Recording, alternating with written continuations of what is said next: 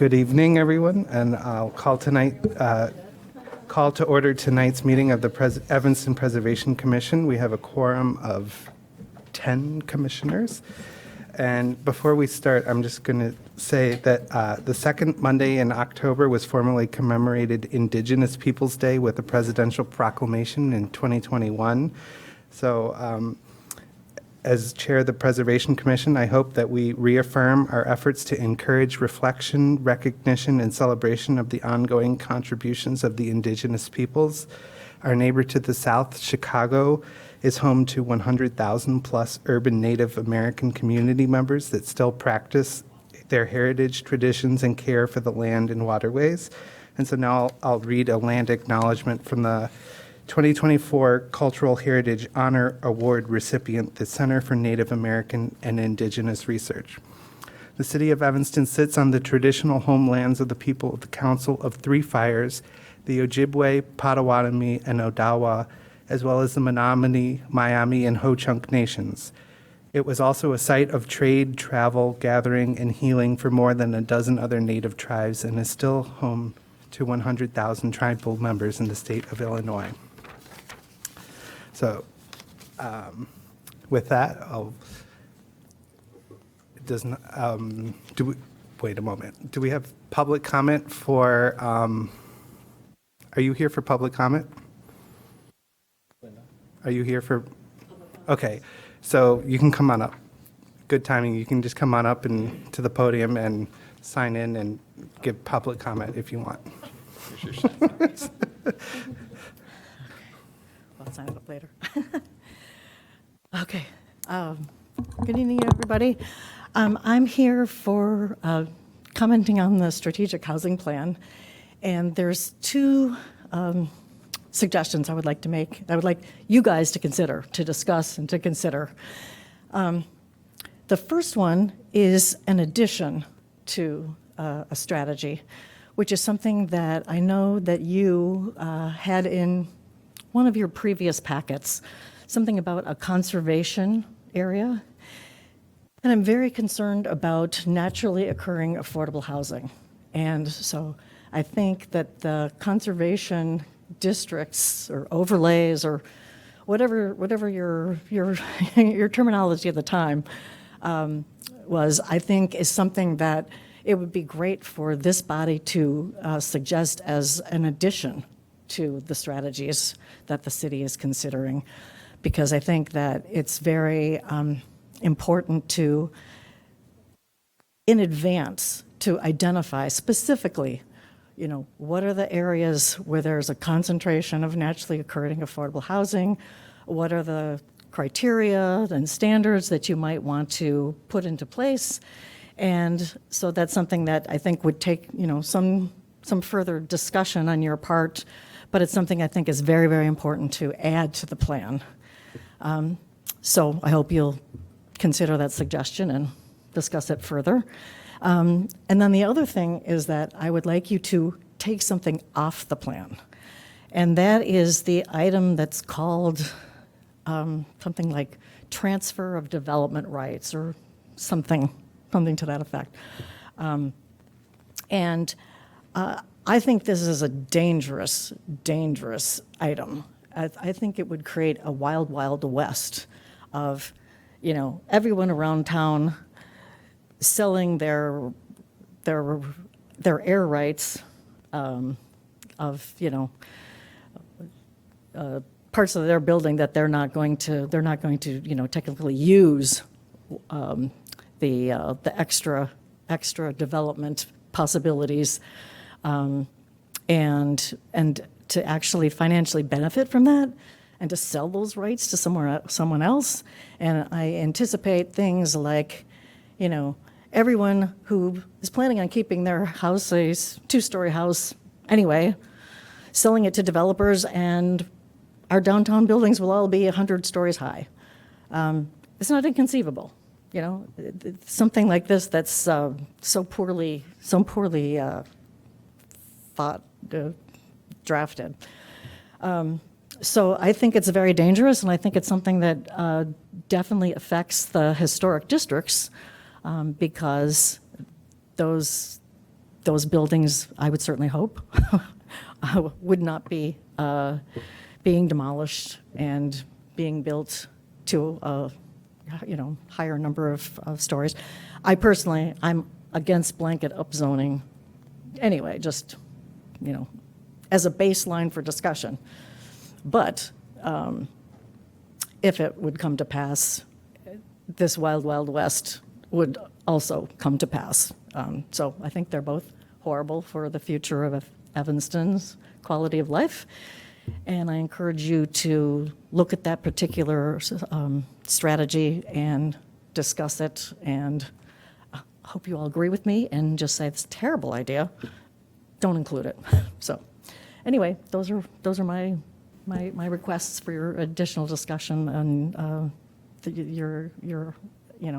your analysis this evening. So thank you very much. All right, thank you. And so now we'll move on to the application 25 Pres 0116 located at 144 Greenwood Street. Do you want to read this?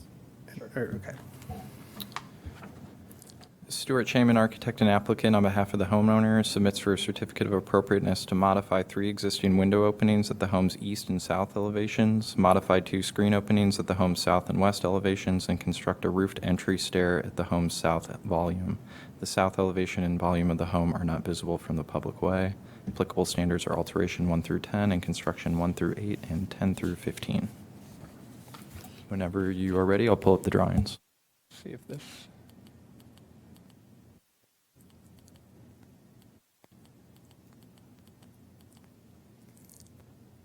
So what we're looking at, there's no laser on here. Could you speak in, I'm sorry, but could you just speak into the mic? Sure. So, thank you. Okay, so what we're looking at here, and there's no pointer on here, but, oh, there we go. On what would be the southwest portion of the house, which is the kitchen, currently the kitchen and rear entry. We're looking at basically 2 things. One is taking 3 existing windows and enlarging them, centered in the same spot, but going from let me move to the, try to move to the other plan. It might be easier. Maybe not. On the east side, we would be taking, this would be the lower right picture. We would be taking the 2 windows that are over there. One is over a kitchen sink, correct, and the other is over sort of an eating area, and we would be enlarging those 2 units. Center line stays the same. And one of the significant things on here is that for consistency, these are all double hung windows in the house, or in this area. There's pretty much every type of window in the house. We would be replacing these with double hungs. One of the interesting things is the meeting style. Between the upper and lower sash is pretty much consistent with about a 2-foot upper sash. So we'll be continuing that line across with the new windows. Also showing on here, which is sort of the other part of it, is there's an existing concrete stairway up to this back entry, which is in very poor condition. Here, Stuart, I'm just going to zoom in on this. It might, okay. might be helpful. If you can do that would be great. Yep.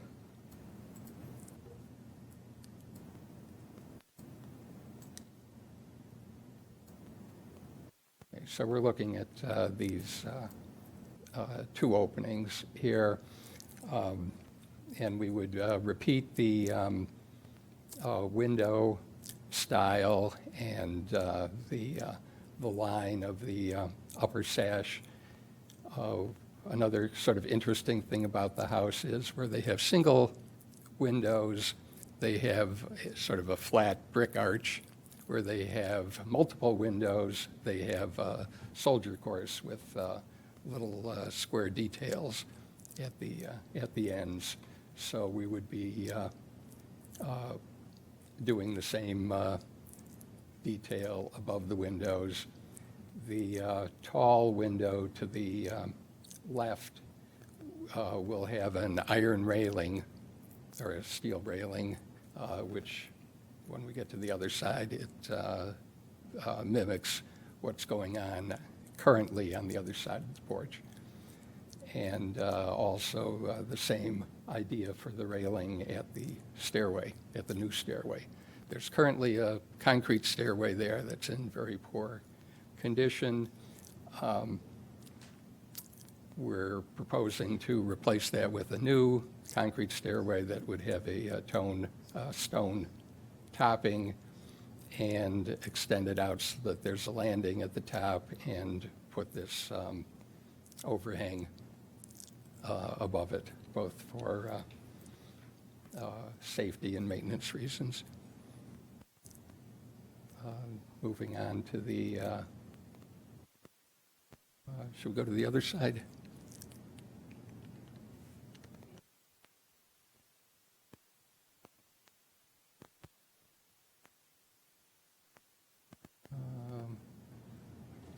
Let's go to the next page. Okay, we can zoom in there. So this is the south elevation, which is, this is that back entry. Stuart, I don't want to interrupt you, and it's probably just my age, but am I the only one up here who can't hear what the fuck you're saying? Oh, sorry. I'll move a little closer. Or move this so that I can see and talk. So this is the south elevation, which faces the coach house garage and a parking pad. And on this side, again, there's a single window that we want to enlarge, and the current open, well, it's a screen porch, which we were planning to infill with a new door and windows. And our new stairway, there's, as I mentioned, the existing concrete stairway is in very poor shape, so we're replacing that, and we're eliminating current stairway that goes down to the basement. We're looking at using stone for the base of the this platform. We have stone in lower areas of the house in different spots. So the brick we're figuring would be pretty much impossible to match, and so we're looking at the stone will be a much easier solution. And then we're planning this canopy with the copper roof. There's copper on the low slope portions of the house currently. They're copper gutters, and we're planning wood columns instead of the brick. The wood kind of works with actually what's going on inside the house.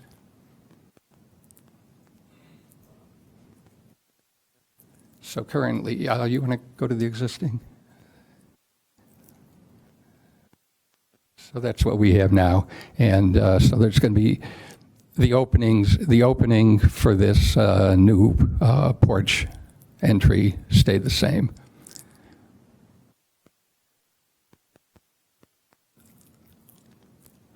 Okay, and then going to the west side, there's currently a similar screened-in opening over there, and we're proposing an enclosure with glass and with wood raised panels below it.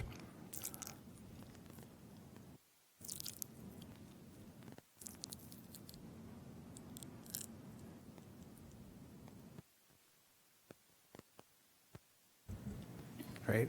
Is that your presentation? Pardon me? You finished with your presentation? That's about all I've got. Okay. Do we have any questions from commissioners? Yeah, I have. Oh, sorry, go ahead.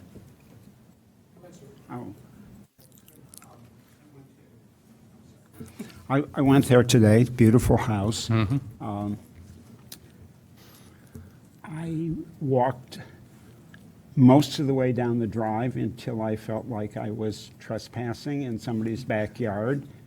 And could somebody clarify for me what we have jurisdiction over here? What exactly of the work that is being done is visible from a public way?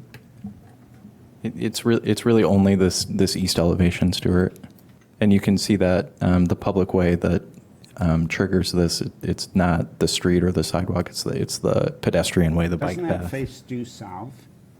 Oh, This no, faces it's that. east towards the lake. Just those windows. So you can see these windows, and then you can see the eastern volume of this new Okay. roofed entry.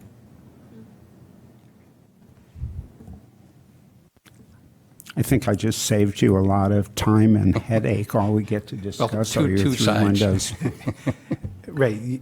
You did show us a full suite of drawings, but it is just that one elevation that is visible from the lakefront path. So do you have a question to ask, or you? Sorry, thanks. Yeah, it doesn't seem, it's sort of kind of like the back side of the house, and the stone seems more formal. What about the brick? You're not really toothing into the brick, so it's just kind of starting from a flat surface. Brick on this house is, it's not a standard size brick. It's right about 2 inches high, and it's about 8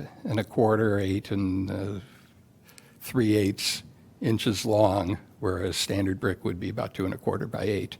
So, and I don't know if we could really come close enough.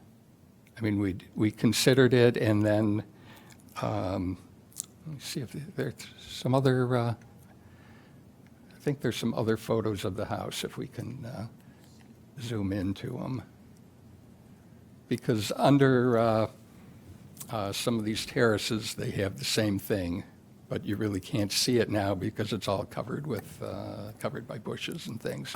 On a vertical surface? Yes. Okay.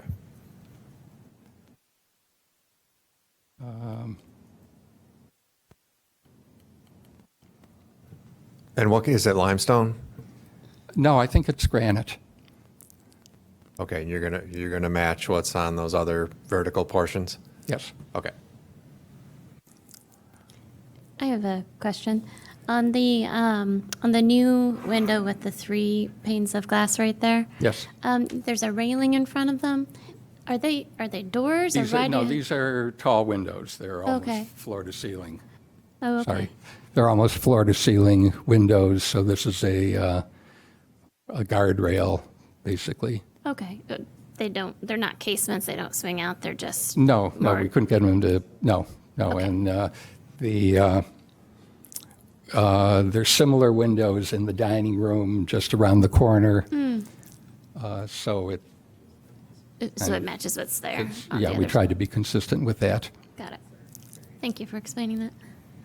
Stuart, is there a precedent for the guardrail pattern? on the Yes. house? If we have a photograph of the west side. And is the guardrail for the windows the same as what's being proposed for the staircase? Yes, just different. Okay. Guardrail is 3 feet tall, and the staircase is, well, on an angle, but it's the same And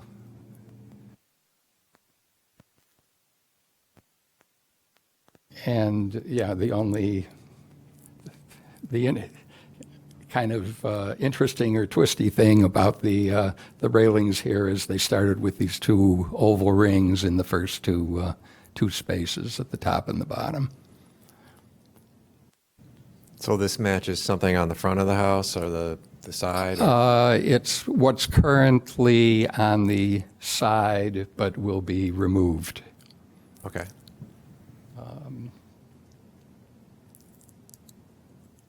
Let's see.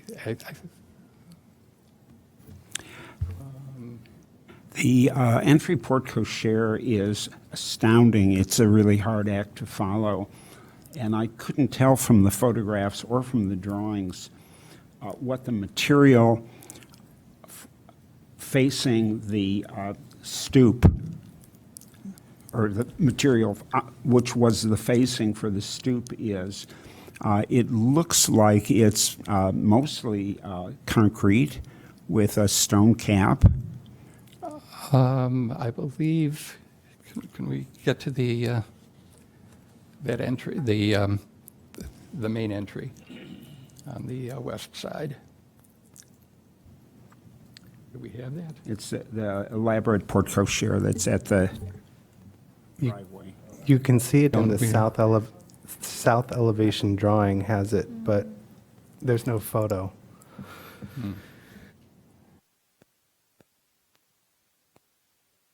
Yeah, I thought there's brick there with the stone cap on it. Yeah. I was there this morning, and if I remember correctly, it's a mixture of stuff, but it's not stone, as you have in the back. And I kept thinking about your addition and the front addition and wondering if you didn't, in fact, try and face the whole bottom of it in stone, if you could afford then to do the piers in brick, which is what the front is. And I know matching brick is almost impossible.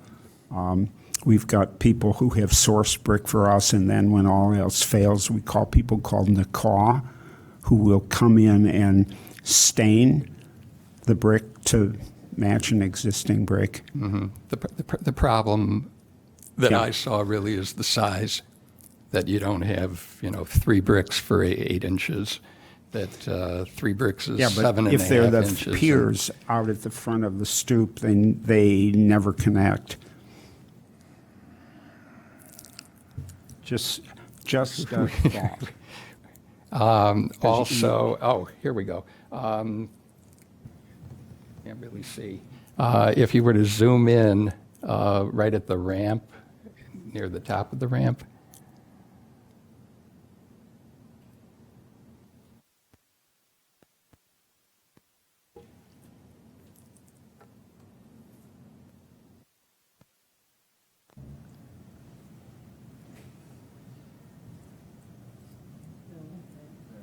No. No, No, go back to the picture you just had. there.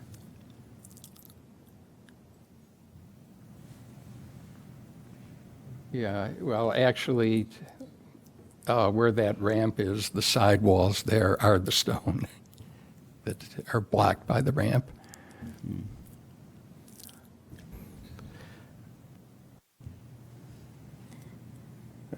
And the base, there's a terrace in the front. The base of that is stone also, and there's a terrace on the east side, and the base of that is also the stone. That's sort of where we got it from, rather than trying to push the brick. Yeah, just another clarifying question. Some of the glass is noted to have a black film on it. Yes. Can you just explain that? Why? We have a closet backing up to it, and we didn't want to try to fill in the Oh, okay.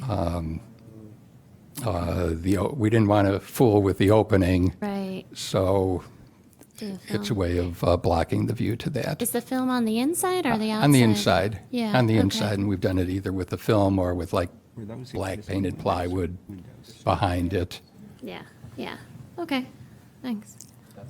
That is also on an elevation that's not really visible from the public right-of-way, with the windows, Oh, where you're the, right. where the film are being applied, so. Yeah, good point. Stuart, one more precedent question. The panelizing of the columns on the new porch, was there a precedent on the house for that? You had mentioned it was relating to the interior, something in the interior? Right, there's nothing on the exterior. Okay.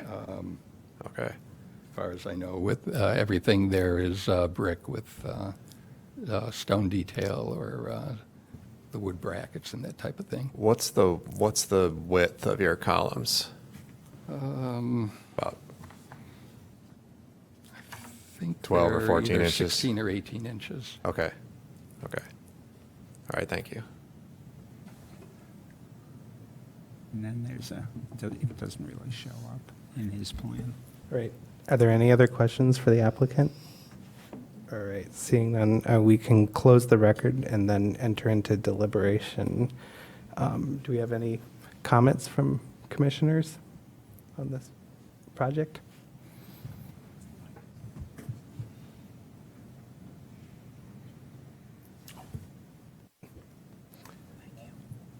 I think it's a nicely done project. I too kind of objected to the stone initially. I would be okay with the brick and the coursing not matching up since it's protruding perpendicularly to it. But there is a precedent, and I'm okay with it. I think he's drawing on some interesting aspects of the house, and I don't want to deny that. About the only other issue I was thinking about were the columns and the panels on them. And since it's its own entity, this porch on the back, it's certainly not like crazy out of character with a house of this age or anything like that. The alternative would be something that would read more as, Tudor post and beam, timber type of design. I think it's okay in panels, so I'm pretty much on board with this. I do want one little comment. I really like the white drawings of the design on top of the photographs. I don't know that we've seen that here quite like that before. It's really helpful. It was so easy to visualize what was going on. Actually, that was going to be my only comment. This is just really, I wish we could require that of everybody, but that was very nicely done. Thanks. Any other comments from commissioners? Otherwise, we can entertain a motion. Does someone want to make a motion for this? Sure, I'll do it.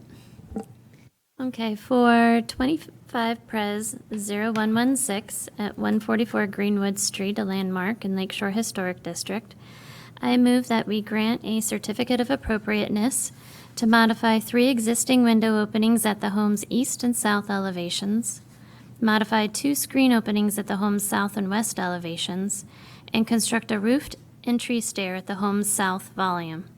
The south elevation and volume of the home is not visible from a public way. The applicable standards, alteration 1 through 10, construction 1 through 8, and 10 through 15. All right, is there a second? I'll second it. All right. So all in favor of the project? Aye. Aye. Aye. All right, passes unanimously. Thank you. Thank you. All right.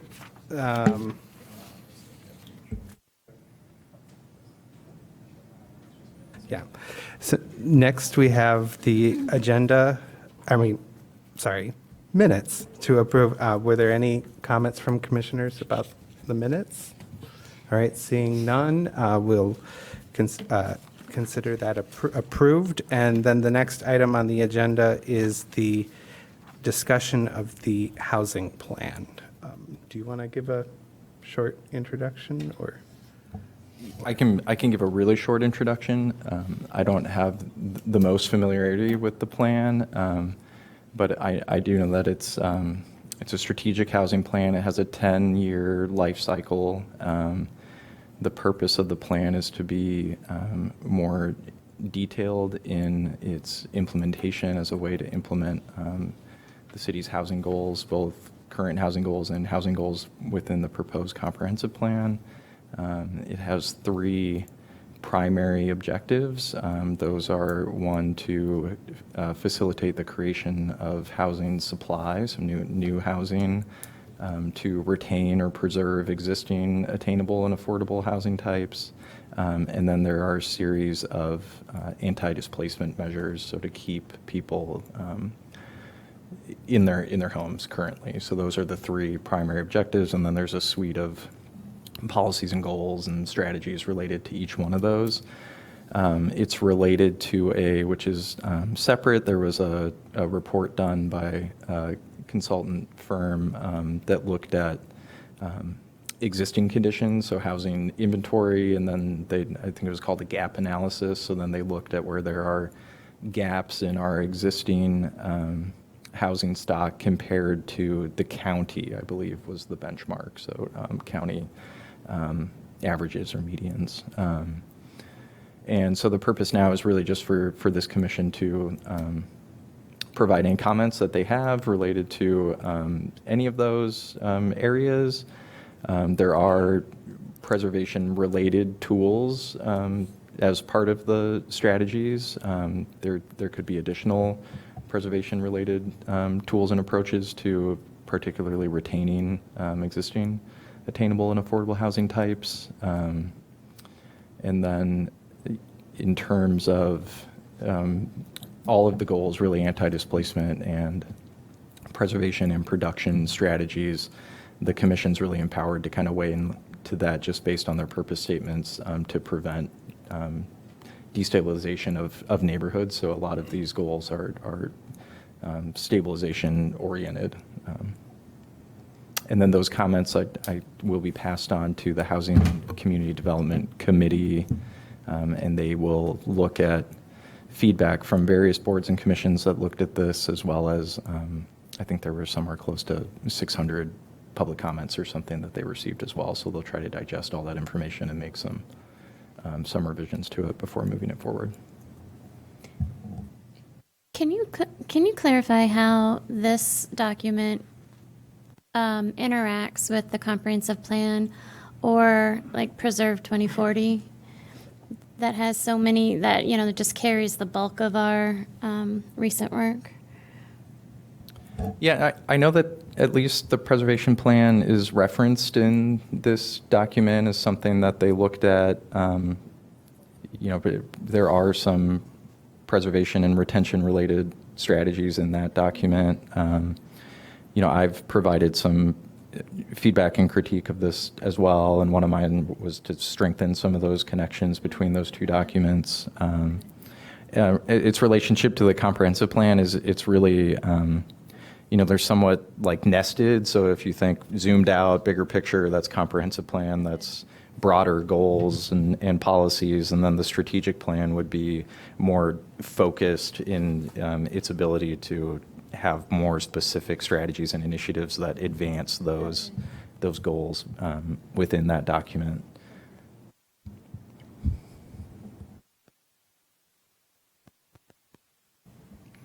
Does anyone have anything they would like to talk about it specifically in this plan? Or? Yes.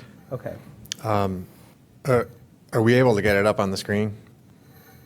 I can pull it up, sure. Okay. So in the goals area, it's really probably just the first 2 pages that we need to focus on.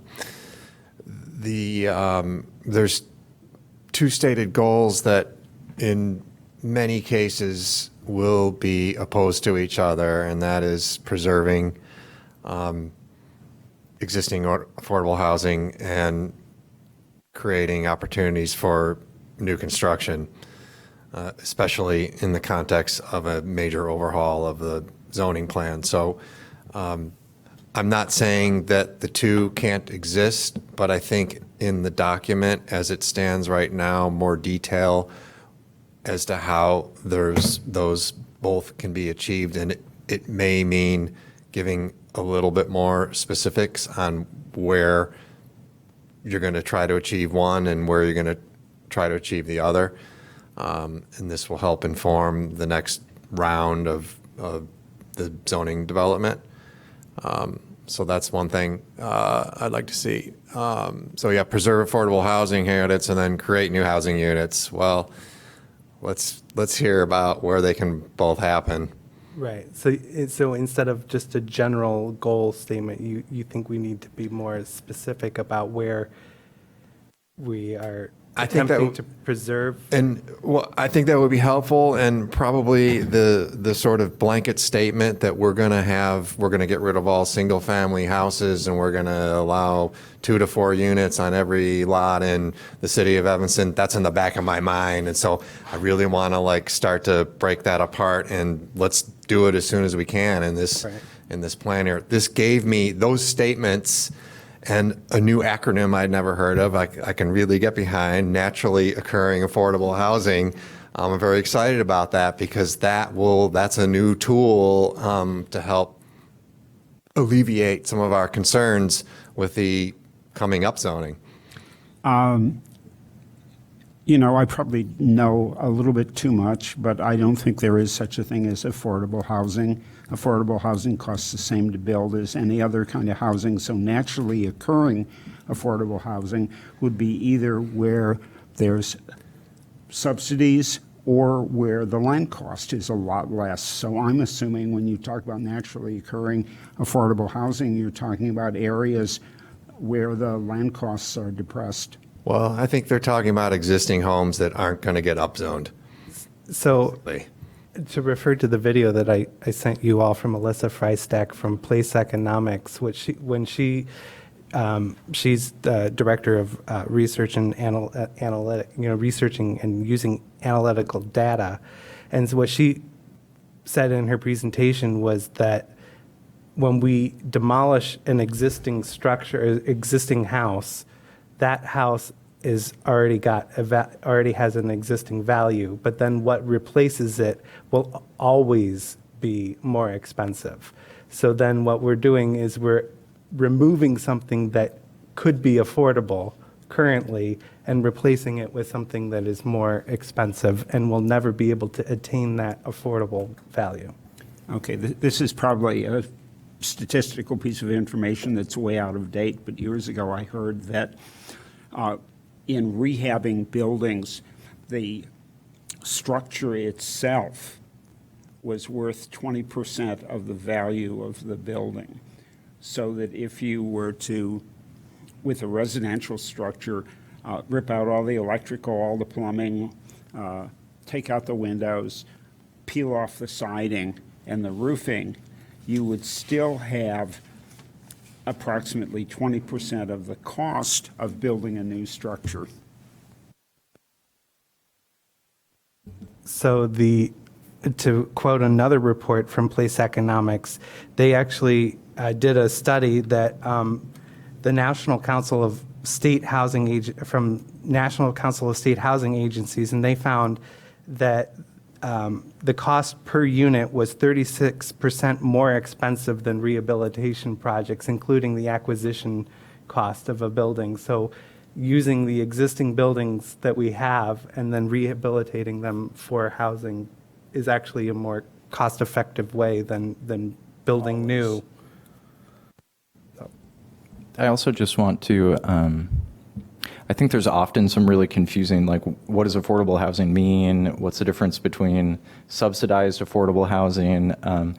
At least when I read this document, I think when it talks about naturally occurring affordable housing, what they're talking about is like attainable housing types and typologies, not necessarily affordable in terms of like the defined metrics of what that means in that industry. It's just housing and housing typologies that, the median income or whatever it is in Evanston is attainable for them as an entry point, if that's helpful. Yeah. There was a long period of time during which subsidized housing was, the way you thought about subsidized housing was minimum property standards, that you could just make something less expensive by making it smaller and smaller and smaller and smaller. But the reality is that the building cost for whatever we call it, whether we call it affordable housing or market rate housing, is for all intents and purposes the same. The cost of money, the cost of property, certain infrastructure elements may be different, but that's the dilemma.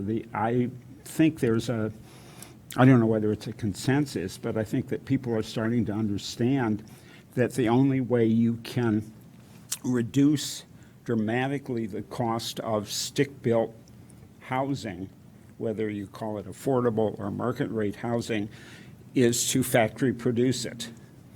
And then what you're saving on essentially are labor costs as opposed to material costs. I was really heartened, actually, when I saw both naturally occurring affordable housing and other things here, because I'm not sure we've seen, I don't remember the last time we saw as clear a statement as this, that naturally occurring affordable housing is worthy of protection. So I was glad to see that. And we did talk about this, I think, when we were talking about the zoning before, and expressed our concerns about the sort of incentive that upzoning could, sort of push some of this naturally affordable housing out of the way. My very first line is conservation districts with the naturally occurring affordable housing, which is what our public comment, one of the things that she was mentioning too. So from a preservation lens, I think a conservation district, that's a clear opportunity to give folks that live there the opportunity to participate in saying that they want that, retained.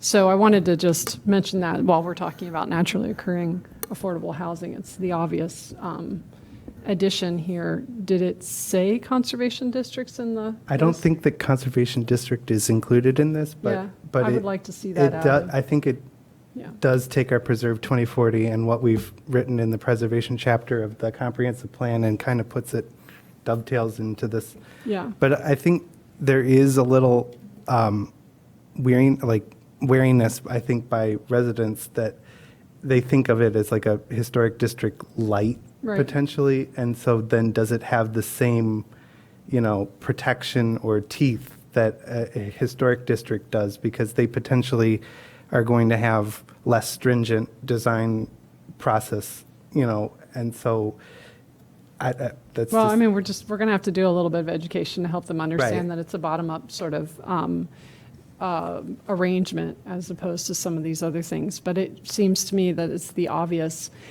Now, we could have conservation districts in other areas of the city too, but for naturally occurring affordable housing, it seems to me that's an obvious entry point and a contribution that the preservation community could make. I do see it, and there's one mention of it in here on page 5. Okay. But I agree with you. I think that's an important point that the public, in public comment, and we should, there's one mention, it's a pretty long document, it doesn't really explain it, it just references it back to the Preserve 2040 plan. Yeah. And it does say it supports tools like conservation district, which is lovely, but I do think it'd be nice if it was expanded a little bit, maybe, to help people I don't think most people know what that is. Yeah, so it could have a little bit more of a presence there and reassure people that there are ways to actually do that thing. People are sitting there like John saying, well, okay, well, how are we actually going to do that? And there are options. So that was actually one of the things. So I have other ideas. Yeah. Comments I find too, but- the term naturally occurring affordable housing misleading. Before, I was assuming that somehow it was being applied to new construction, in which case naturally occurring affordable housing would, as I had suggested, either be on less expensive land or in areas areas or under programs that qualified for subsidies. But I think that from our point of view, as the Preservation Commission, we should we should expand that definition to include the rehabilitation of existing residential structures. And that maybe it's reversed, that the rehabilitation of existing residential structures constitutes, naturally occurring, affordable residential structures. My understanding was that what is not naturally occurring affordable housing is something that is subsidized, or tax breaks or some other governmental intervention has taken place in order to supplement in some way or form what the rent or mortgage will cost. I think we might advise them to avoid the word natural. That is such a loaded term in this context. Everything in Evanston, all the housing, all the landscape, all of it is the product of human action.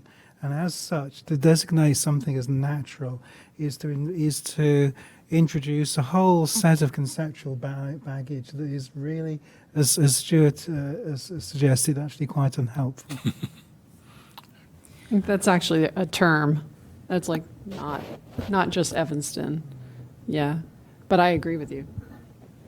I was just saying, I don't see a problem with naturally occurring housing as a term. I actually like it. I would say, since we are talking so much about this, it might make sense for them to define some of these terms in their document, maybe define what they mean by these so that everyone is on the same page, because we, even amongst us, and this is our area of expertise, don't have a unified definition about that. And then also, conservation districts would be another thing that I would want to see, like on whatever term page or definition page. That would just be my suggestion for Okay, does this document have definitions? I think there was a whole long glossary.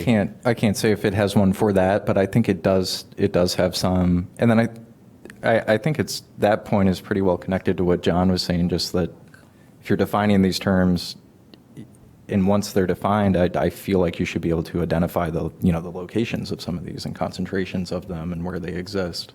And that becomes a very powerful tool that can be used both if you're trying to identify conservation district locations and engage with those neighborhoods or those populations, or if you're trying to create zoning strategies that help also minimize the development potential or match development potential to what exists currently as a retention tool. I think that makes sense. There was one thing I wanted to say, because it was on Sarah's tangent. I think there are some things I've read really recently that I think are somewhat innovative about conservation districts, and they look at using the thematic property type, and that it's been used for historic district designations, but it hasn't really been applied for conservation districts, and I think that can be very powerful as a way to retain naturally occurring affordable housing types. If you think about workers' cottages or bungalows that are intact, that those might not be in neat contiguous groupings and collections, but they exist, in pretty heavy concentrations throughout the city, and they meet those definitions and advance that goal as well. The other thing to consider is that located within historic districts are building typologies that currently cannot be built with our zoning. Rooming houses, or some of the not cottage courts, but 2 flats, 3 flats, what they call missing middle housing. And so that is something also that could potentially receive development pressure if there is an increase upzone in a neighborhood, that those kind of typologies could be lost. Kate said was absolutely correct that Do you have I'm so sorry. Do you have your thing on? There you The go. microphone? Okay. No, what Kate said was very important about the fact if these naturally occurring housing types do exist, then you should be able to identify them and tell where they are. But also, I think that housing stocks are very they're in motion. There are areas that are trending one way or the other. And it would also be helpful to understand that, to see what areas with certain kinds of attention can go in the direction you want. And I think maybe that's the conservation district kind of concept, but there are probably other tools, well, zoning certainly is one, that could address like future needs. So I guess what I'm thinking is that transitional housing, affordable housing, spontaneous housing, or whatever kind of housing it is it comes and it goes kind of over time. And I'm talking, years, obviously, but I think that there's been an effort in the Fifth Ward, for instance, to slow that down. The term we use most often is gentrification. And so from what Cade was talking about, so if these things do exist, where are they? And then what's the status of them? Well, and also with the conservation districts, what do the people who live there want done with them? To give those folks a voice too. It occurs to me that naturally occurring, the word natural there could be, you could think of it as not artificially occurring, the way John was saying with incentives and so on. So perhaps that's where the term comes from. Now I'm going to have to go home tonight and be a nerd when I can't sleep and look up the history of naturally occurring affordable housing. I think if you go to the front of this document as it exists online in the portal that, Cade, you sent the link to, I thought there was a whole long glossary of terms. I could be wrong, and I think that's where I learned what it was. I meant more like look up the history of it and find out who said it and first and how it all came to be. I wanted to just also, are we okay to move on to another topic? Can we just Real hit quick. the conservation district one more question? Oh, on yeah, it? yeah. Sorry. I assume that would also inform new construction within those districts? Okay. I was just trying to figure out where we could add that as a bullet point in the current setup they have in this document. Yeah. I'm sorry, go ahead. No, I think that's where I don't like that the two are in the same sentence, preserve and create new housing. I think it should be two different statements. I think because it's two different approaches, but I think that the conservation district would allow for both. Okay. If you look on page 10 of the document, then it defines what the naturally occurring housing types are for rentals and homeownership. And the last sentence for both definitions are the common housing types, and they list them. For the rentals, for the naturally occurring affordable housing rentals, the common housing types are typically older buildings, 1 to 4 stories, 3 to 40 units, or 5 to 8 stories, 40 to 80 units.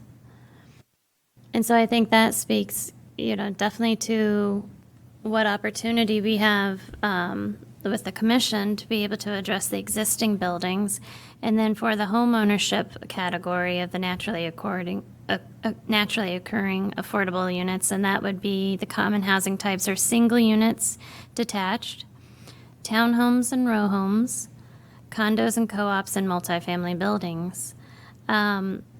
In Evanston, that's certainly true that a lot of those are existing throughout. We have books dedicated to them, even. And but what's interesting is that I don't know if the zoning there would allow for new construction in these methods that are actually defined as what they are hoping to support. you know, like they're supporting these naturally occurring things, but then also they aren't allowing, the current zoning does not currently allow for the creation of new ones that would fit those typologies that they are actually citing. So there's an opportunity there with zoning. I think it's somewhere in here that they talk about a one-stop shop for like kind of, and I'm wondering, like, that's kind of like speeding up the process. And so to me, it seems like it's speeding up the process and cutting red tape so that people don't have to go to multiple meetings and commissions to get a project approved.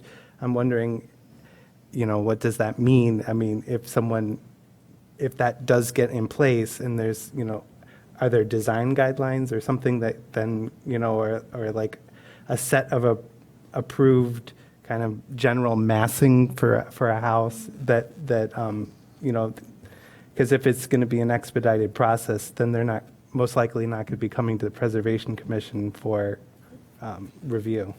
So are you talking about in the context of a conservation district where there, okay.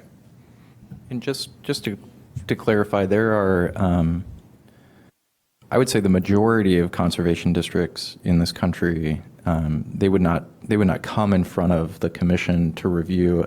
Most of the time, it acts and you want that transparency so that the expectations are really clear. That it acts more as a zoning overlay within a district, and those guidelines or those additional regulations are very clear, so they can just be administered through the permitting process to expedite that. If you know, some also have, you know, you can appeal decisions if there are one, and maybe that comes in front of the commission. But there's about 1,000 different ways you can structure this framework. So I just don't want people listening, residents out there, to think that if you're in a conservation district, everything you do comes before the commission, because that just isn't how they're structured.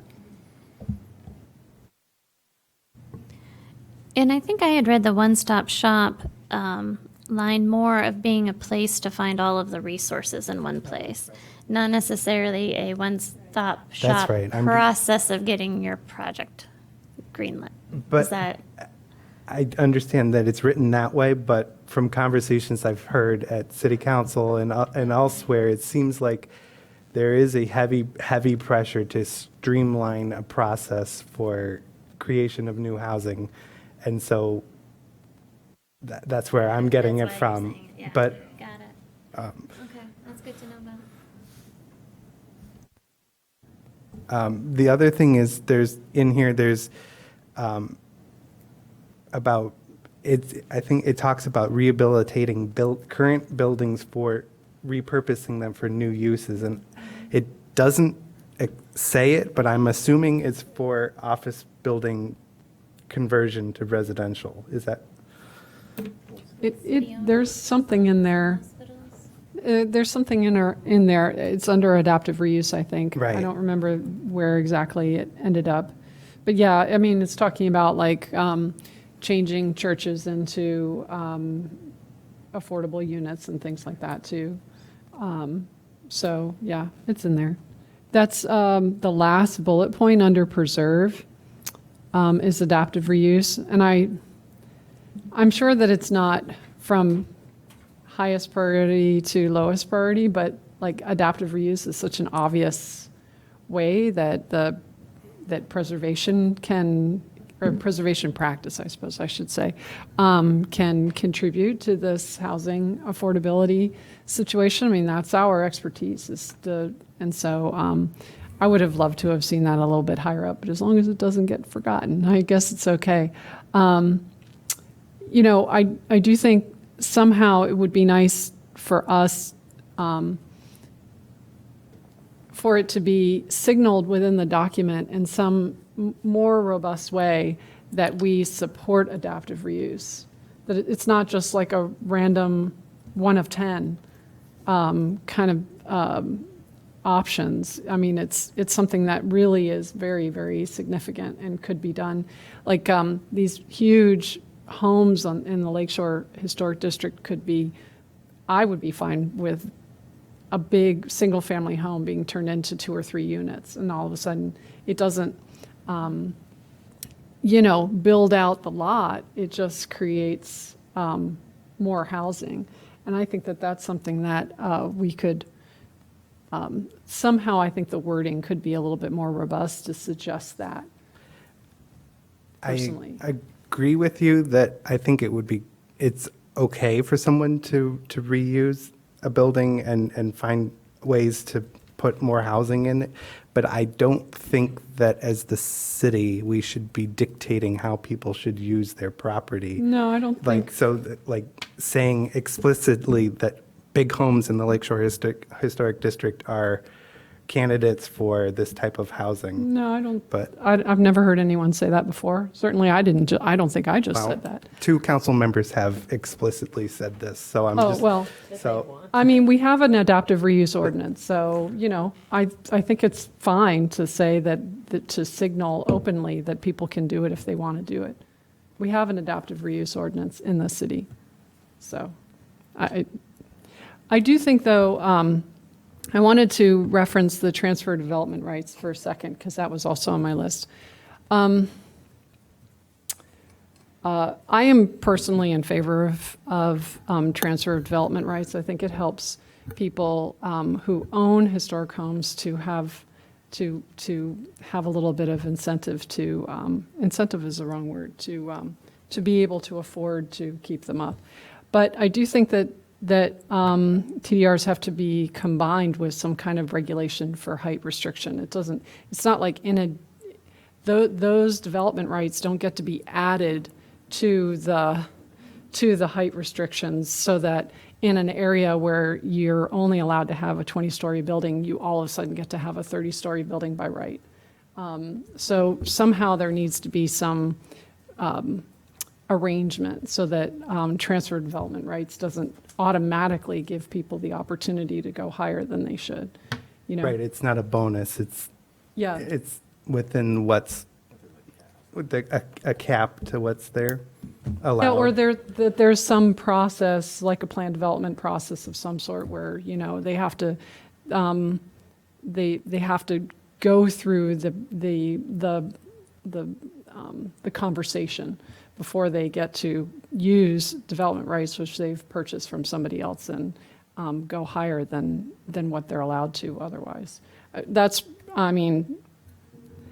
How would the transfer of development rights say that was okay to go above and beyond what the zoning limitations are?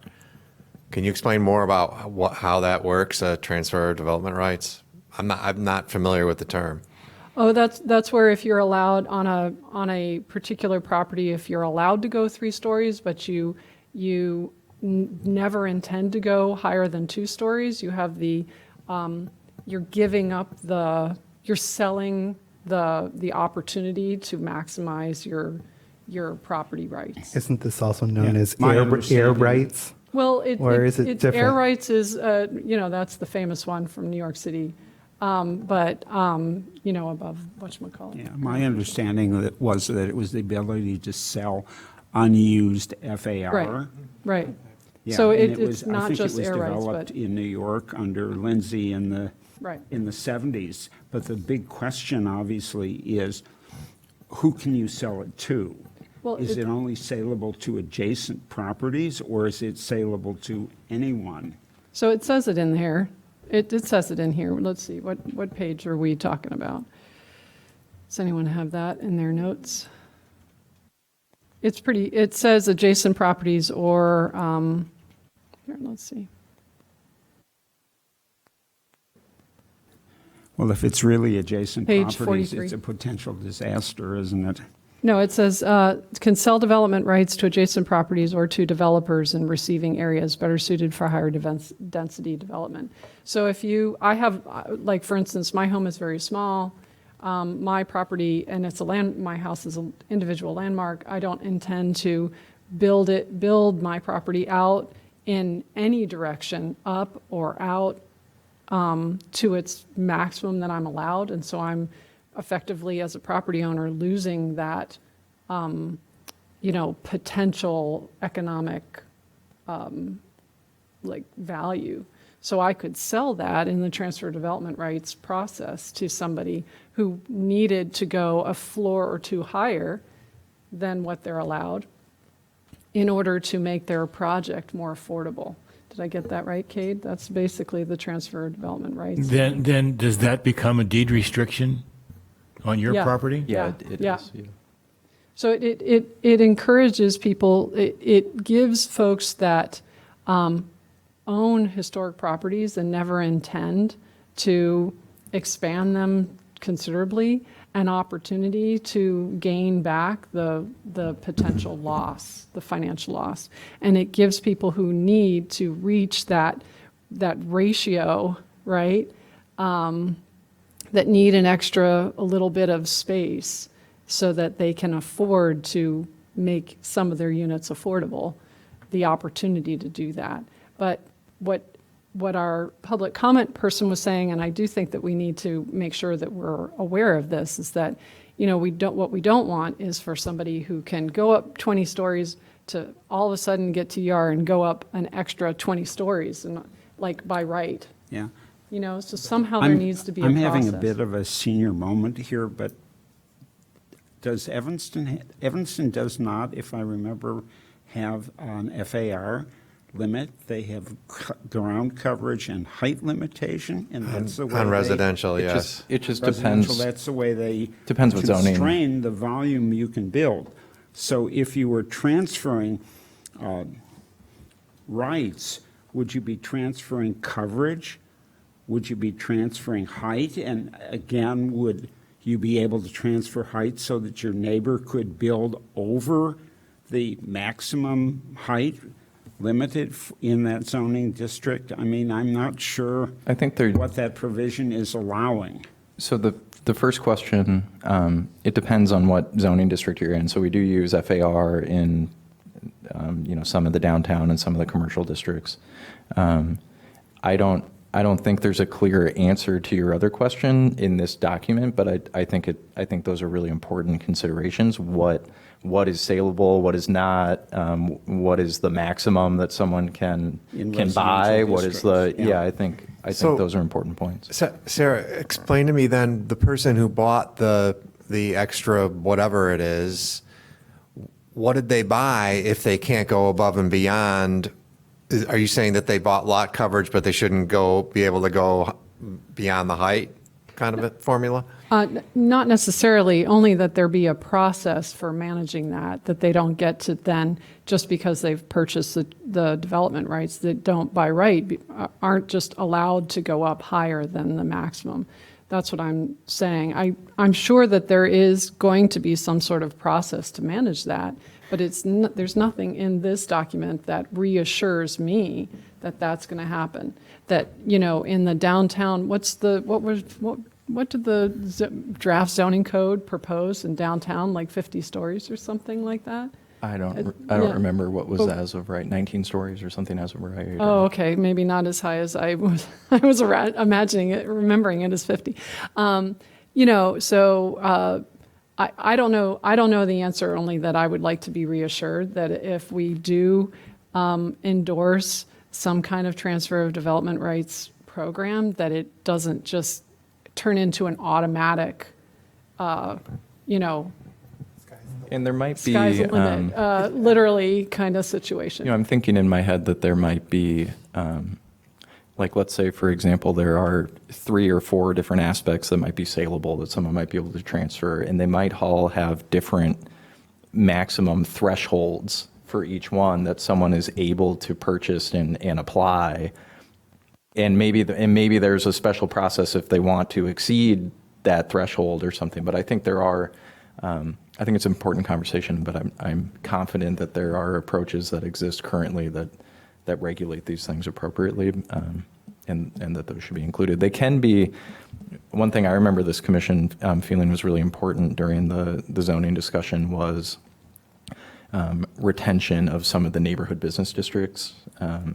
And retention not just for lower rent structures of the commercial spaces, but lower rent structures of upper story housing that exists. And this could also be a potential tool to help stabilize some of those environments, because you don't have to be a historic property to reap the benefits of this being a preservation tool, essentially, if those are areas that the city wants to stabilize. The alternative is that, obviously, the zoning controls can also be used as a companion tool to help minimize, deterioration of those environments as well. But my understanding is that if we're like talking about a business district now, I mean, where there could be mixed commercial, residential as well, that in order to, this whole transfer development rights thing is kind of an incentive to build tall. And so, I mean, if you want to maintain a human scale residential downtown, that it seems like it's in your best interest to not have the zoning so high, to have it somewhat lower, so that you could then have a already built in as of right ceiling kind of to the height of the street wall, but then also allow for this potential. I think there's some really strong logic when you're saying in that if the zoning potential is so high, Right. no one is going to utilize this program because it's not expedient or necessary for them. Why would I purchase development rights when I can already build to that scale or something? So I think if it's a tool that's intended to retain existing fabric, there's a balance there. Right, but I don't also want it to be used as a tool that could be abused to then go over what the ceiling is. Which I think is what Sarah. Yeah, I know, That's exactly what I'm saying. Yes, exactly. Yeah, I don't think that as it's written right now,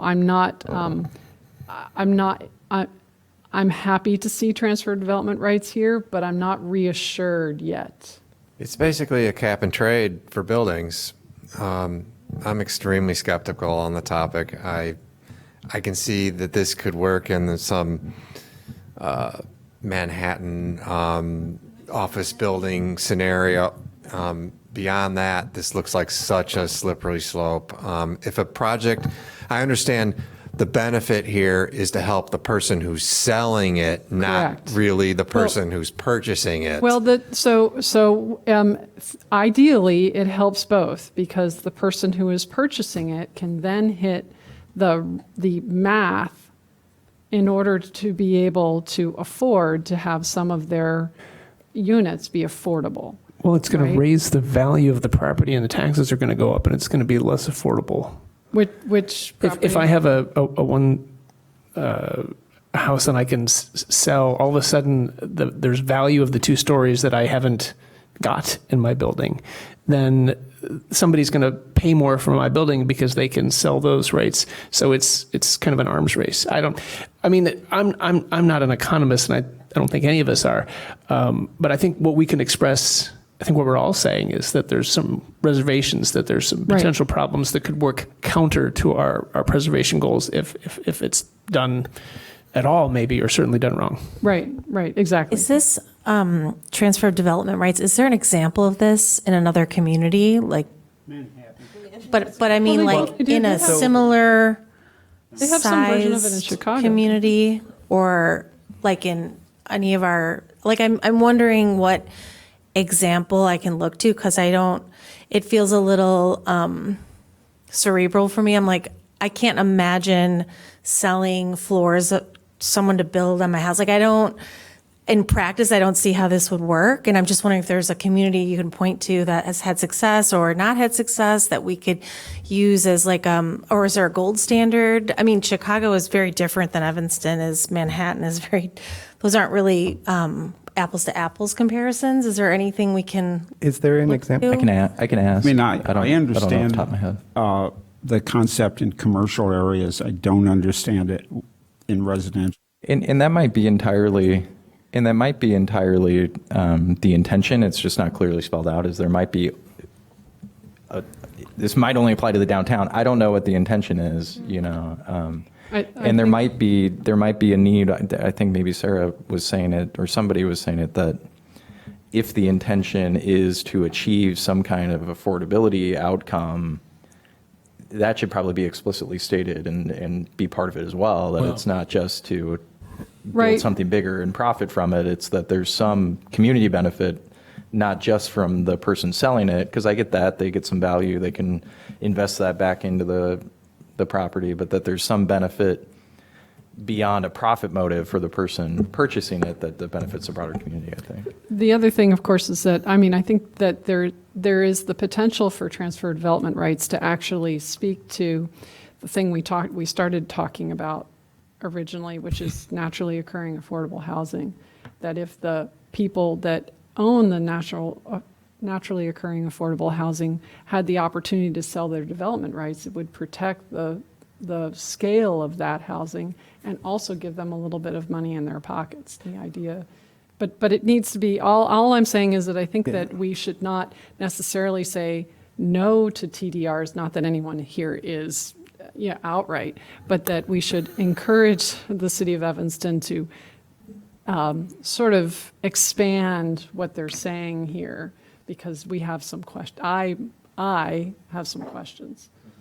Right. So my question is, like with the university building that's at the corner of Davis and Chicago, that's a very low story building. And there's a proposed high rise right next door to it. Was there any kind of transfer that happened then, or is it just? I don't think there's a formal transfer of development rights, but I think the outcome is very similar in that they are absorbing that parcel to be part of their planned development, so that inherently it doesn't increase the FAR, but what it does is it lowers the perceived FAR, the math on paper, because part of their development is a one-story or a two-story building. So essentially it's a 30-something story addition to a two-story commercial building? Well, it's not. It's Because just if you said that you're- it's part of the just that- same development. It's just that you're adding the square footage of whatever that lot is to the FAR calculation, and then the FAR of the existing building is very, very low, so it dilutes the overall FAR. Either to be more palatable or allow them to go higher, whatever it is. But it's not a direct transfer. It is somewhat of like a deeded restriction in some ways, because it would be part of the planned development, and once it's approved, that they would have to come back to amend that or modify that if they ever wanted to add on to that building in some way. So it's similar, but it's not the same. He did actually, in his, when was it Vermillion? Yeah. When they were here, he did actually note that they were not going to build above the university building. Right. Specifically. But it does, I mean, the intention, I think, for him mentioning that is the fact that they were leaving the building as is and not using the air rights above it. But the effect of it is to do what, it changes the math, right? For that particular, piece of property overall. So to conclude your point, we're just asking for clarification with some idea of protections and guardrails in place. I would say that we shouldn't have it in residential neighborhoods. I think it should be a downtown thing. Yeah, I would agree with that. I mean, if you imagine naturally occurring affordable housing is a street of smaller bungalows, and if in fact any one of the homeowners can sell development rights, they're going to have a 3 or 4 story apartment building built next to them. And suddenly that street of bungalows is I'm not sure. changed in character. I'm not sure about that. I mean, maybe naturally occurring affordable housing is the only housing type or ownership group that is allowed to sell their property rights, to transfer their development rights, because then that gives them money in their pocket to use to protect what they've got there. Because otherwise, what's keeping them from selling their place and effectively gaining those development rights in another way? That is to say, selling the property and allowing someone to demolish it and build a 3-story building where there is existing now a 1.5-story building. I mean, that's, Right. So. Which is, I think, ties in our whole conservation district discussion, that it's kind of These a whole things are full connected. circle. Yes. Right. So I would like to just have a little bit more reassurance in the document, which I've said a few times, so I won't say it again. The other thing that I have a little concern with in here is the putting assets to work, is that if you go on the city website and you look at what properties are included in the putting assets to work, several of those properties are listed on our study list as potential landmarks. And so, what does that mean when they're discussing developing those sites for housing? Are they going to tear those buildings down? Are they going to rehab them? What does it, that just is a question. Like for the city, do they even know that these buildings are eligible landmarks? I think it was something Sarah said that I think could be strengthened, is the section on adaptive use, and specifically the section on adaptive use of historic buildings could be stronger in that the city's position or its policy is that those are opportunities for adaptive use. They're not opportunities to be demolished, that we want those buildings and their identities and their ability to, for the community to tell stories of their past to continue. So they're not redevelopment, and I don't know how it's phrased, but they're not redevelopment opportunities. Right. They are opportunities for reinvestment and some kind of renewed life for them.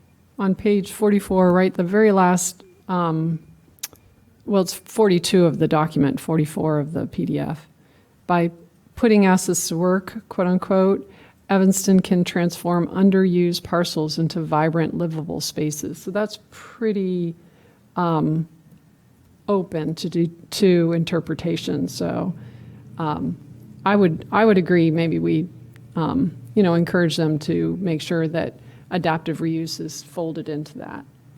I have two comments.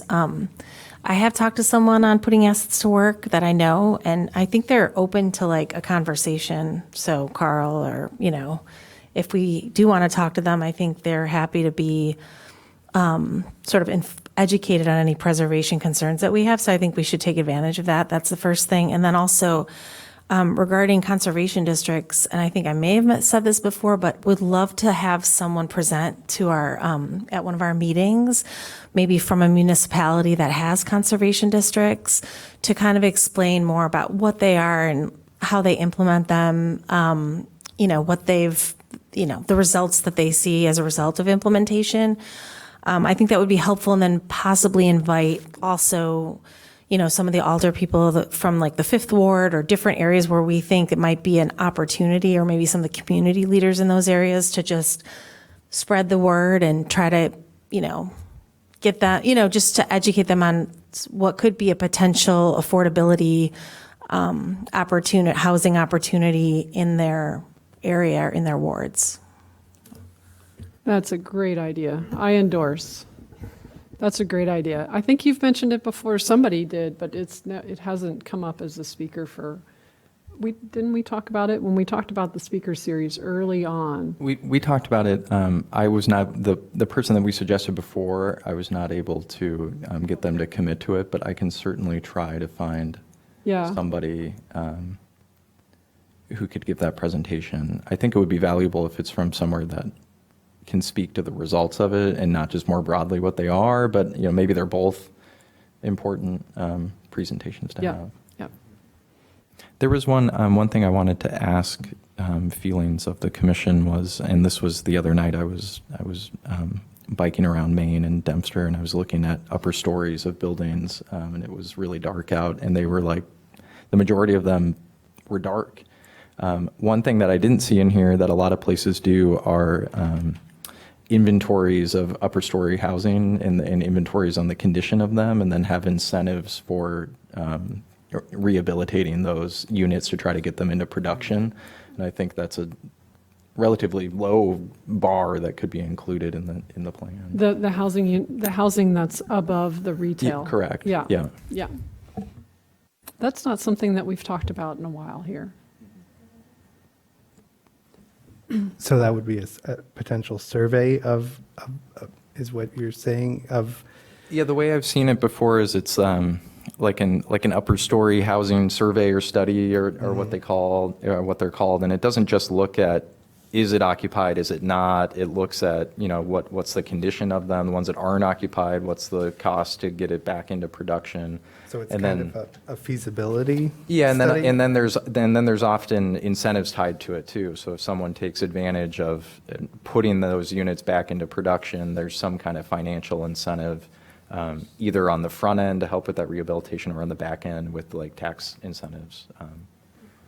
But it's a tool that a lot of places use to activate those more neighborhood business districts, and also try to retain that build fabric.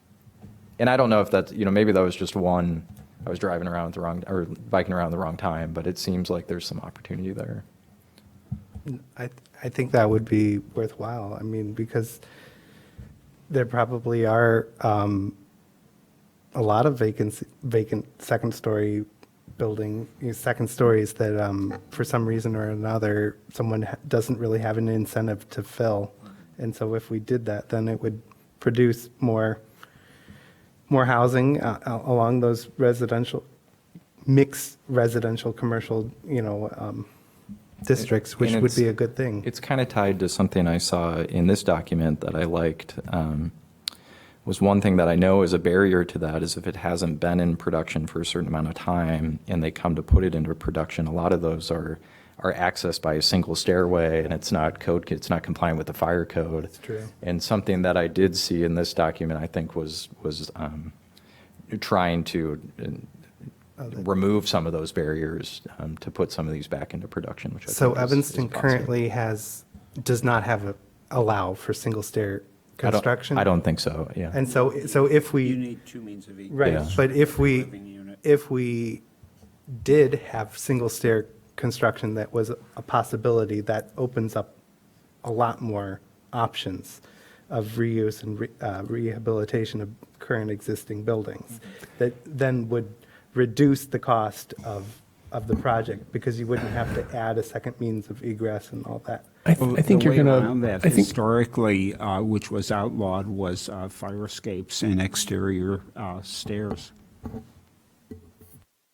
yeah, I was just going to say, I think there's probably some pretty serious, I don't think the building department would be too eager to sign off on that. I think if there are other incentives for other things like paying for sprinkler systems or, where a second means of egress could be incorporated, those are more likely to be feasible. There's a whole literature, I think, on building codes that are flexible when you're dealing with historic conditions. So there is that too, that can be looked at. Well, right, I mean, there's different ways of doing code enforcement.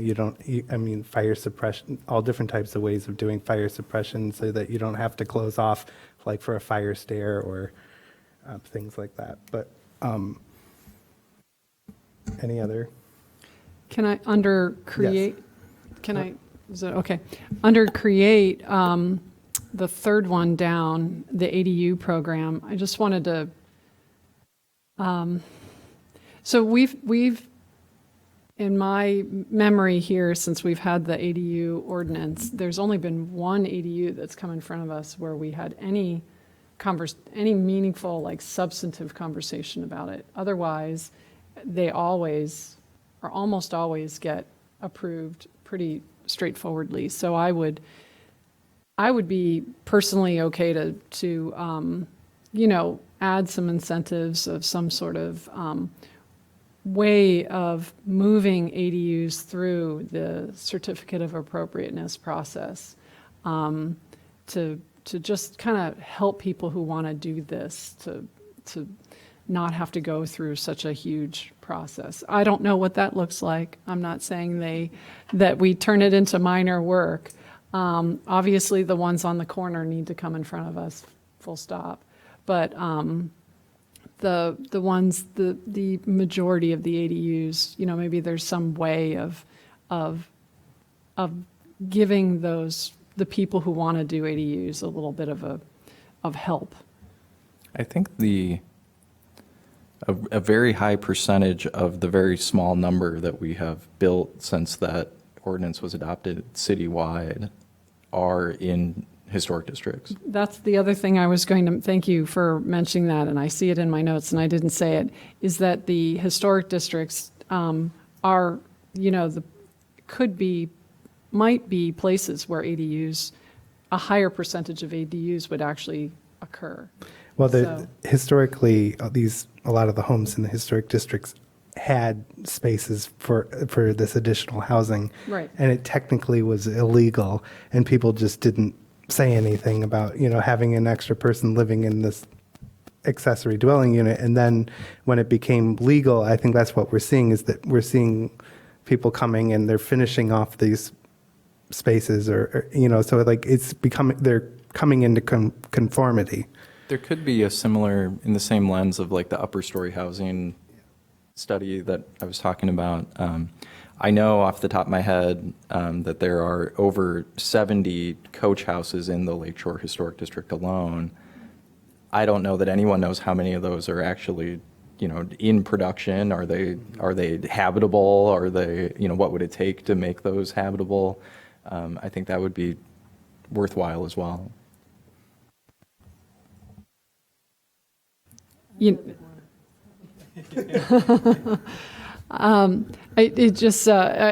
another opportunity for the Preservation Commission to signal that we are open to this happening, that we don't see something like an ADU as a problem, and to encourage it. And there's presumably some incentive or even some small way that we could make the process a little easier for folks that are going to I have guess to the get- issue is if the ADU is being constructed on a piece of property within a district or on a piece of property that already has a landmark structure on it, then it comes under our purview. It does. One of the things that I've wondered about, and I don't know what the implications of it would be, but by definition, we only review things that are visible from a public way.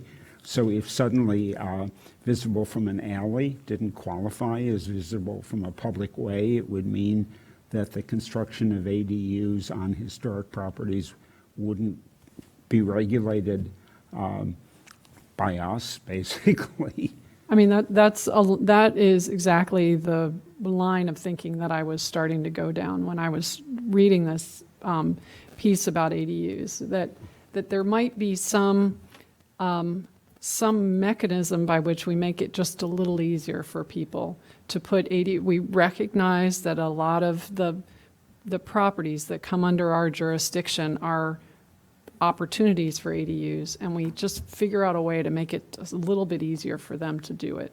With some exceptions, like for instance, when it's on a corner or highly visible from the main street, say if it's offset from the house as opposed to, directly behind it, something like that. I don't know what it would look like, but I would be open to at least thinking more broadly about that and signaling some flexibility. I think the thing about ADUs, if you're trying to change the housing picture, then you have to think about how these are used, because if you have really large homes, they're not necessarily going to be rented out. They're not going to become housing. They're like a big man cave or a wood shop. That's the thing to attack, not like trying to make it incrementally easier for them to get through us. If you're really trying to change the housing picture, you got to change how they're used. Well, I mean, they're mentioned in this document as an opportunity to help expand the number of affordable units. I agree with you. Then if we were to offer commentary, then that would be the commentary I would offer there, is that it's for them to be useful in this goal, then we're kind of looking at the wrong end of it. So what I'm hearing, which I think is a very positive thing, is if there is a way to stipulate how they are used. If they are used for affordable rent structures for a period of time, there might be a package of incentives that include some kind of expedited process or some kind of lack of the same stringent oversight or requirements, even if they are. That's something like what I Yeah. was proposing, although, I think those two things together are very important, yeah. I just want to echo what Thomas said. I agree. I think I have a coach house. It currently is totally renovated and completely empty. And the reason it isn't because we don't want to rent it, but rather it feels like difficult. There's all this like rules around renting and how long you can rent it. And it's a long-term permit versus a short-term permit. Like there's a lot that goes into it. And so for us, it's just kind of like backburnered. So I would say there are probably some amount of coach houses that could be rented and that aren't because it's just like confusing or like, I mean, I'm maybe not. You'd have to test that theory, but I agree. There's probably people that don't necessarily need the income, but it would be nice and they'd like to do it, but they don't know how to start. Or it's like if there was some resource or contact at the city, there's a lot for tenants, but not a lot for like small landlords. So that would be my suggestion, because I bet there's a lot of coach houses that could be rented, or maybe people would put some money into it to rent it if they knew where to start, maybe.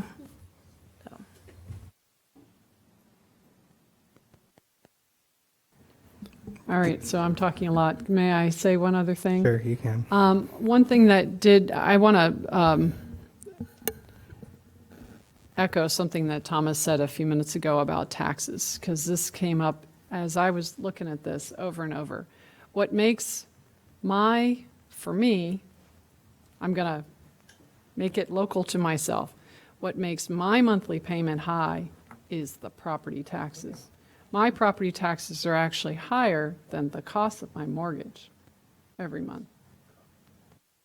Okay, so when we are talking about affordability, and I know that the minute that we start talking about lowering taxes, we're also talking about, well, where do we have to cut? I mean, it's a complicated conversation, but affordability does go along with property value and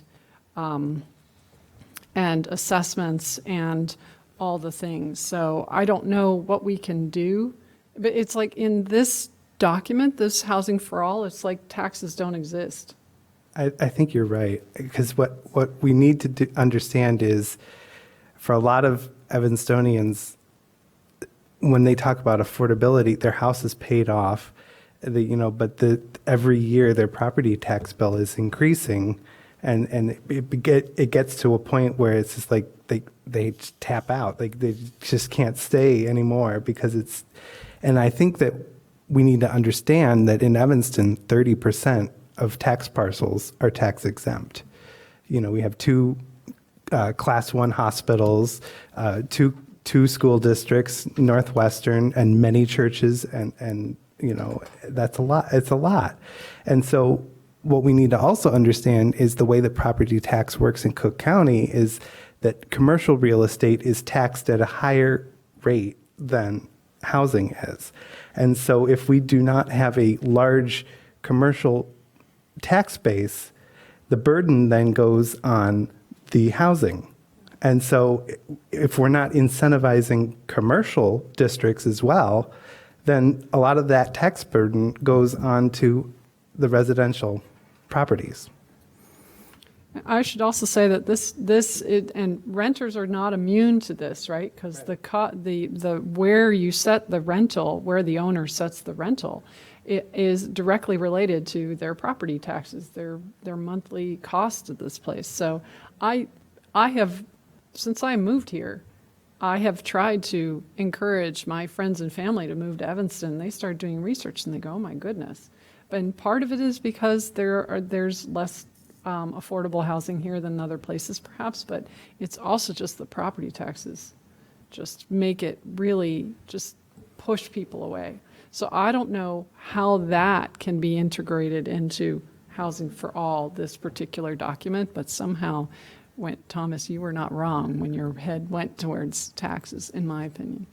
Well, a major way that we could all benefit with the reduction in property taxes if the city reduces its debt obligation for pension and other things, because that is a huge contributor. No, but it's a huge contributor to this housing crisis that we're in, because it's we have to understand the full context that, when people appeal their taxes for a house, they're not getting the appeal as much as a commercial person, property I is. think at this point, what I'd like to say is that the gauntlet that you run to get to certificate of occupancy in Evanston, the Preservation Commission has far less to do with that than any other. I mean, zoning, building codes, building permitting process, architect fees, all that gets to it, and all that goes into it. I don't think that the Preservation Commission has any input, any power, any influence, any pressure on any of that stuff, or very little that I can see. If there's some, I'd like to. I haven't had that feeling. So if there's any argument against that, I'd certainly like to hear it. I, in principle, totally agree with you, except when we sit here and look at some of the projects that come in, it seems to me that we have actually kept some fairly nice old houses from being totally defaced. I have one very, very serious concern about this report. Nobody's brought it up. The number 4, instead of the letters FOR and no spaces in between them, no. They're anticipating the hashtag, which may actually be, I don't even know if people use hashtags anymore. I think that we're getting a little bit I of think this that from our audience. the work that we do is we stabilize cost in a lot of very important areas, and it seems that our influence is more a stabilizing factor than something that would increase the cost or because I think the preservation districts contribute in many ways to the vitality of a community and the value of the community, and are really important for those factors. I think we do a really, really good job of helping the people that come before us to, as Stuart said, make a better space, and without jacking up the price or sending them off into some goose chase to find a special latch for a door. So I think I'm very proud of what we do and happy. I'm glad we're talking about helping the process, but I think we do a good job. Commissioner Dollar, I agree with your sentiment on the taxes. I don't know if there's a way to have it blend in with this doc. I don't know yet. I want to chew on that, but you're absolutely right. It's a huge component of the affordability in this city. And I will just also agree with all of those things. Taxes, property taxes are very high here. I just this weekend spoke to someone who lives in Oak Brook, and I was surprised to hear that Oak Brook actually doesn't have any property taxes. The municipal government itself doesn't assess any property taxes. I think the library does, and they have some overlays with school districts that do, but their property taxes are incredibly low, like 1% of assessed value, which ours is, I think, 3 or something like that. Commercial. I mean, they have a huge commercial. So I just wanted to substantiate what you said, Carl, that there are places. Oak Brook Mall is carrying the load. But there's a ton of other as well. But I just wanted to support what you're saying and say that it really does impact our taxes. The fact that we have this sort of, the residences are sort of buoying the taxes, and there's not a big commercial base. Well, maybe that's what this Housing for All document should say, should just come out right out and say that part of the affordability piece is supporting commercial so that taxes can be lower. And what can we then do to support our commercial base? I mean, from a preservation perspective, there's a variety of different things that we've already talked about, and we've talked about in other places too. So, I mean, but maybe that would, if I had seen that, it would have made me feel better about it. But it's, Well, let me say, I lived in Evanston when Marshall Fields was still here, and the preservation headquarters, Methodist headquarters, and a whole bunch of other stuff. And I was here before Old Orchard. Old Orchard opened up, and took all the retail out. I was involved in economic development during the period of time when the school district was laying off people and cutting back, both of them. The city of Evanston was cutting back. And the creation of an organization called Evanston Adventure, which was a group that was studying the impact of employment on the top 10 employers, which are really the cash flow of Evanston, and how that economic base coming into Evanston was really what was keeping us standing. And we are kind of back into that kind of position again. But at that time, the mayor, the heads of the top 10 employers met on a regular basis and talked about this stuff. And I think that is where the thinking and the decisions could come from. We can talk about it, but we can't. It's just such a big thing. But without the cooperation of the major employers who send the paychecks, if those paychecks are cashed in Evanston, it's one thing. If they're cashed in some other community, it's a totally different thing. And so if that's kind of the way. I still have reports that were done in the 90s that where the top 10 employers on a regular basis, at least annually, produced a total profile of their total employment. How many people made so much in certain scales? How many were minority? How many were women? How long they had worked there? We don't do that anymore in Evanston. We do a lot of shoot from the hip and a lot of guessing, but and I'm just saying that because maybe the city does have all that data, but I don't know if they do or not anymore. But it's a very, very huge, complex thing, and I think that the kind of discussion that we're having, unfortunately, it's not being had at higher levels that I know of. I see a lot of stuff come out in these huge, thick project schedules and proposals. And you look at it and you go, you don't have the money to do this stuff. You don't have the workforce to do this stuff. Why are you proposing all that? You don't have so it's kind of frustrating to hear this kind of conversation we have about our impact on taxes. I don't think this body has much of an impact on taxes, and I don't think we have much of an ability to change anybody's tax bill. Okay, can we scroll back to page 2 of the document? We are approaching 9. We should.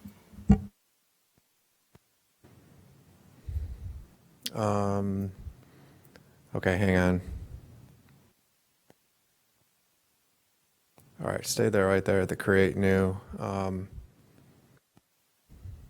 Update the zoning code. Okay, for some reason in my mind, I thought that said up zone, and I don't want it to say that. So, okay, update is fine, revise, whatever. Okay. I also think that, I don't know if this is the right place for it, but somewhere in conjunction with whatever changes are going to happen, zoning or otherwise, somewhere I would like to say that, have it say something about being compatible with the Preservation Commission standards.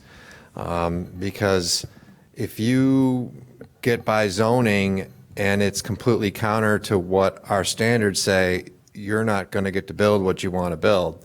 And I think it's important that these things kind of walk hand in hand.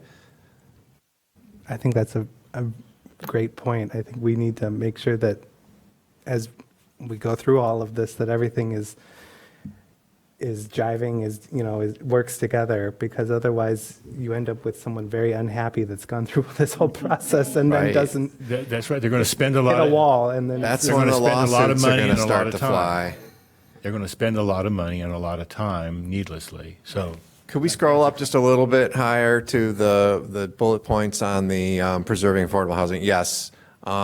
Is there anything in there about updating the zoning under that? Because that relates to the adaptive reuse and other ways of attaining greater density and affordability without building a new unit. Or a new building, that is. I think that's a fair point based on what we talked about previously, where zoning can be used as a companion tool for preservation outcomes and retention of existing. It's built not just for fabric. new buildings. So it can be a tool that's used to accomplish both of those goals. Okay. I think for the section that's up there now, where the 2 points that talk about creating new funds and a fee, I think those are great ideas. I think we've talked about them before in other iterations, so I'd be curious what their mechanisms are for making something like that happen. Great idea. I just would want to, and I read a little bit more about them in the back pages there, but just actually, call me skeptical, but I'm just, we've talked about them before in our previous documents and would love to see them come to fruition. Just curious how that would work. one way that could happen is the transfer tax. When someone sells a property of, let's say, $1 million or more, that the transfer tax from that sale then could go into an affordable housing fund or some kind of preservation rehab fund.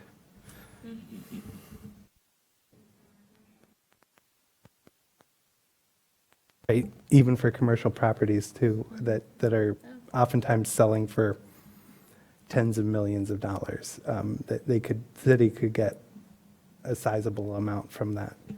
Is there a transfer tax now, or when you leave town, or when you? no, when you transfer. It's just anytime the title transfers from one individual or one entity to another. Because I've lived places where that apply it toward your next sale if it's like in the same, but no, okay. Kate, are you going to take all these comments and compile it into something, or do we need to come up with a consensus here? No, on anything? I don't know that that's necessary. There's the turnaround is, I think the committee that's meeting is like next Monday or something, so the turnaround's really tight. I was told that they're going to directly use this video, and the staff individual who has been responsible for drafting most of this is going to review that video and and I'm sure I'll have conversations with them too, but Okay, I great. don't think it's necessary to summarize it. Thank you. Since the staff are going to be watching this video, hi. I actually would like to say that although we've spent however long pulling apart the stuff we didn't like, I actually found quite a bit of it that I was happy with, and I'm glad to see something like this here happening now. Just want to say that openly. I mean, our job here is to find things that we need to critique, and so I want to just make sure that at least I say publicly that I was glad to have this come across our desk. I'll second that. Yes, I mean, I want to thank you all for a robust conversation on this. I mean, it's great that we did have an opportunity to weigh in. It's always great to have be included in these discussions, and like Kate said, it will go on to the committee, and they hopefully will take all of our discussion into consideration. So, thank you, everyone, and with that, we can adjourn our meeting.